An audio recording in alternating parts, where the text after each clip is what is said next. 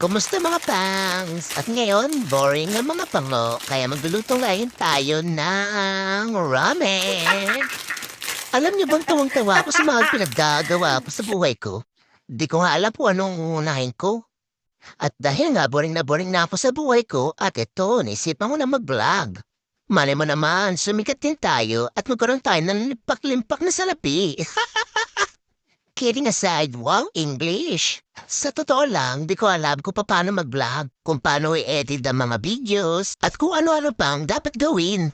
Pero bahala na. Si Batman.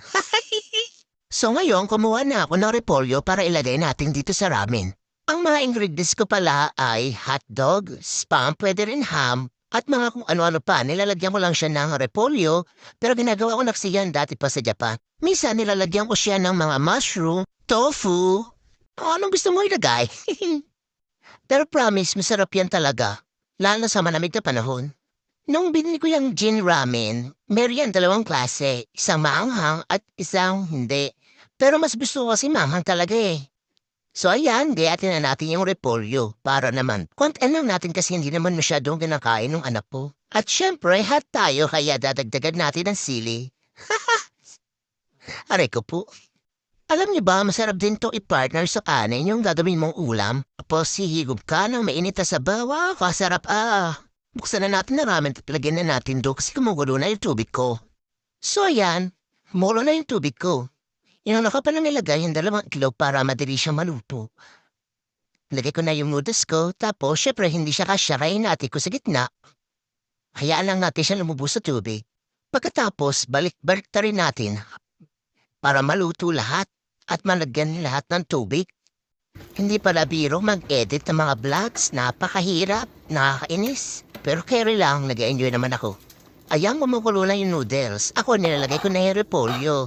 Gusto ko kasi yung sabi sila na lahat-lahat na luluto. Kung alam kong paluto na yung noodles, kaya ilalagay ko na lahat. Yung repolyo, yung hotdog, at saka yung spam.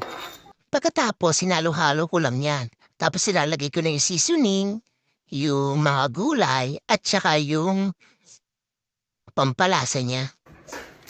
Saluhaluin lang natin na maigi. Yung may mga gusto ng medyo maanghang na maanghang, pwede nyo na ilagay yung sili. Pero ako kasi mayroon akong anak na kakain kaya ihuhuli ko yung sili kahit gusto ko na maanghang na maanghang.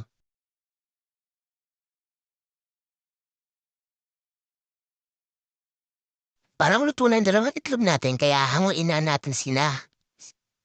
Ilalagay ko muna siya sa tasa, tapos ilagyan ko ng malamig na tubig. Parang hindi masyadong mainit pag binalatan. Teka muna natin. Masarap pa to sa ex mo nang iwan sa'yo, Char. Nga pala, mas gusto ko nga pala na may itlog ito. Kaya naglagay ulit ako ng isa pang itlog dito sa ibabaw. Tapos pinatay ko na rin yung kalan namin. May kasi ako sa itlog. Oh, I go in mind. So habang mainit pa, tinanggal ko na siya sa kalan. At doon na rin haluin kasi masarap yung medyo hindi pa masyadong luto yung itlog. Tikiman time! Tikman na natin! Nalo-halo ko na. Kasi kakain na kami, gutom na daw siya. Tingin pa lang ang sarap na, amoy pa lang ang sarap na. Gaya naman gusto ko yung napapasa yung dila ko, sobrang init. Patitikman ko muna sa aking pangs. Mukha talaga siyang masarap, lalo na ngayong mainit. Tatakam pa rin ako hanggang ngayon. So, ayan na. Tikman na natin.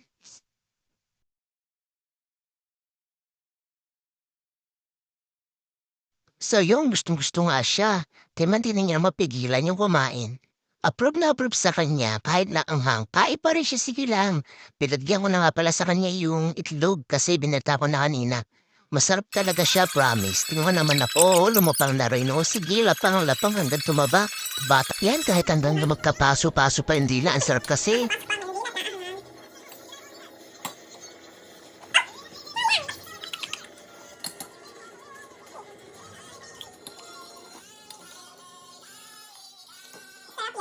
Thank you for watching. Bye!